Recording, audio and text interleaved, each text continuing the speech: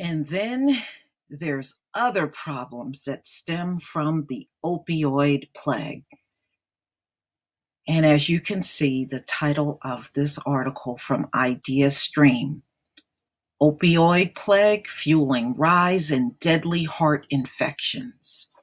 Ooh, man, it is just getting worse by the minute. I'm going to go ahead and play this audio. It's Morning Edition on 90.3 WCPN. I'm Amy Eddings. While statistics about overdose deaths from the opioid epidemic continue to dominate headlines, other debilitating and costly problems have been creeping up in the shadows. As part of our special series, Opioid Crisis, The Ripple Effect, Kay Colby tells us about an increase in deadly heart infections among IV drug users, a little-known problem with big consequences for patients and for society as a whole. Vigorously scrubbing his hands and lower arms, Cleveland Clinic heart surgeon Jose Navia preps for the case ahead. It's a very difficult case. Hopefully we can do in the right way. And then we like to replace the valve, or the aortic valve, and then repair the mitral valve. Great section to me. In the OR, Navia quickly gets to work on his patient, a 31-year-old mother with 2 leaky heart valves due to an infection stemming from IV drug use. The condition is called infective endocarditis, and experts say it's on the rise among younger adults, mostly due to heroin use. A dirty needle or contaminated drug allows bacteria like staph to travel into the bloodstream and then attach to the valves. And so the valve is literally being eaten alive by the bacteria. Dr. Stephen Nissen is head of cardiovascular medicine at the Cleveland Clinic. He says chunks of bacteria can also travel to the brain and cause strokes. Some patients have multiple complications and die. Which room is died? Standing among the beeps and hums of all the machinery in the cardiac ICU, Nissen reflects on how many of these younger patients are ending up here. The Cleveland Clinic says in 2014, 10% of its endocarditis patients undergoing surgery were addicted to opioids. In the first half of 2017, it was up to 18.5%. Research elsewhere shows similar trends. Green towel, please.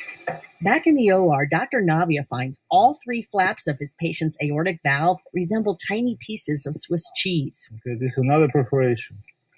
Shouldn't be this way. Should be completely closed here. Navia goes to work replacing the destroyed valve. The cost of these surgeries can run over $100,000, and many patients are on Medicaid or lack health insurance. Experts say patients who are IV drug users face a higher chance of multiple operations due to reinfection because they go back to using. A study at 2 large Boston hospitals found poor long-term results for endocarditis patients who use IV drugs, according to Dr. Toraf Sunt, chair of cardiac surgery at Boston, Massachusetts General. 93% of patients who used intravenous drugs by the 10-year mark had suffered either death, reinfection, or reoperation.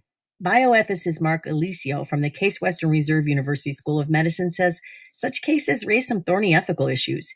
He and others argue that addiction treatment needs to be part of the heart care protocol. There's really got to be comprehensive care for patients who have this issue, because if there's not, you're going to put them through a lot of pain, some suffering, a difficult road for little, and in some cases, maybe no benefit. Dr. Sunt agrees. I think that's one of the debates that you'll see on the national scene is the question of how many times can we redo these heart valve procedures, again, when we're not really adequately treating the underlying condition, which is the addiction. Our money would be much more wisely spent trying to help to cure the underlying problem, which is the addiction, rather than allowing the infections to recur. Sun says Mass General is in the process of implementing addiction treatment for its endocarditis patients who use IV drugs. The Cleveland Clinic says it's initiated a program to include addiction treatment up front for such patients, and that other hospitals are looking at this as well. I'll be with you. It's early afternoon as Dr. Navia wraps up his case. So the heart is managed by his own, and the 2 valves working fantastic. While this surgery succeeded, the societal issues cases like this raise continue. Nissen says they exact a high toll in terms of human suffering as well as dollars and cents. The legacy of this is going to go on for decades. It's a ripple effect, and it keeps on growing. Kay Colby, 90.3. So there you have it. They have to work on people with heart infections and leaky heart valves now because they're really damaging themselves with the opioids. And I notice how they danced around this. This is self-inflicted, y'all. And they said, they had to be on these opioids for a long-term period of time in order for them to even get this type of heart infection. I don't know. Is it counterproductive to repair heart valves on somebody that won't get off of drugs? My opinion is not worth it, but somebody else may think it is. You know how they're going all out and overboard trying to protect these users. And what is your end result? You fix the heart valve and they go back to the drug. Never-ending cycle.